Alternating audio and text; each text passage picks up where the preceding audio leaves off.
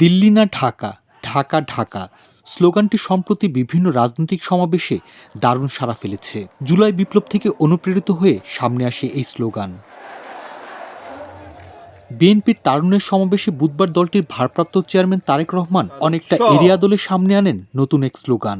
প্রিয় দেশবাসী, প্রিয় সমাবেশ, প্রিয় ভাই বোনেরা, এবার আমি আপনাদের সামনে একটি ছোট্ট স্লোগান তুলে ধরতে চাই। মন দিয়ে দয়া করে সবাই শুনবেন। প্রথমে আমি স্লোগানটি বলবো, মন দিয়ে শুনবেন। তারপরে দ্বিতীয়বার আবারও আমি বলবো, তখন দয়া করে সকলে আমার সামনে স্লোগানটি আপনারা একই সাথে বলবেন। দিল্লি নয়, পিন্ডি নয়, নয় অন্য কোনো দেশ, সবার আগে বাংলাদেশ। এদিন তারেক রহমানের সঙ্গে সুর মেলান লাখো নেতাকর্মী। দিল্লি নয়, পিন্ডি নয়, অন্য কোনো দেশ, সবার আগে বাংলাদেশ স্লোগানে প্রকম্পিত হয় গোটা নয়াপল্টন এলাকা। সামাজিক মাধ্যমে প্রশংসা করায় এই স্লোগান। কর্মসূচিতে অংশ নেন বিপুল সংখ্যক তরুণ তরুণী, দলীয় নেতাকর্মী ও সমর্থক। বক্তৃতার মাধ্যমে তারেক রহমান দলীয় নেতাকর্মীদের জাতীয়তাবাদী আদর্শে ঐক্যবদ্ধ থাকার আহ্বান জানান। তারেক রহমান বলেন, তরুণরাই বদলে দিতে পারে আগামীর বাংলাদেশ। জানান, লাখো তরুণের প্রত্যাশিত বাংলাদেশ তরুণ জনগোষ্ঠীকে প্রাধান্য দিয়ে তাদের আশা আকাঙ্ক্ষা বাস্তবায়নে আগামীর কর্মপরিকল্পনা গ্রহণ করেছে বিএনপি। তারুণ্যের শক্তি আর নারী শক্তিকে কর্ম পরিকল্পনার বাইরে রেখে কখনোই একটি রাষ্ট্র এগিয়ে যেতে পারে না।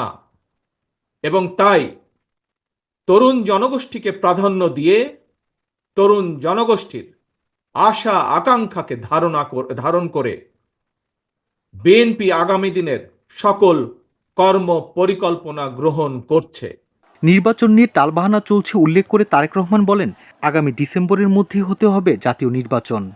অতীতে বিভিন্ন সময় এই বাংলাদেশে তত্ত্বাবধায়ক সরকার নিরপেক্ষ নির্বাচন অনুষ্ঠিত করেছে এবং প্রত্যেকটি ক্ষেত্রে আমরা দেখেছি তত্ত্বাবধায়ক সরকার 3 মাসের মধ্যেই সফলভাবে জাতীয় নির্বাচন অনুষ্ঠান সম্পন্ন করেছে।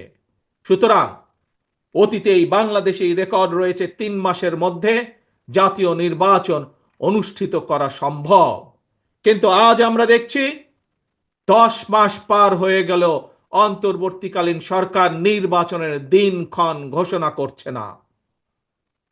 আমরা ফ্যাসিবাদ মুক্ত বাংলাদেশে জনগণের সরাসরি ভোটে, জনগণের কাছে জবাবদিহিমূলক, জনগণের কাছে দায়বদ্ধ একটি সরকার দ্রুত দেখতে চায়।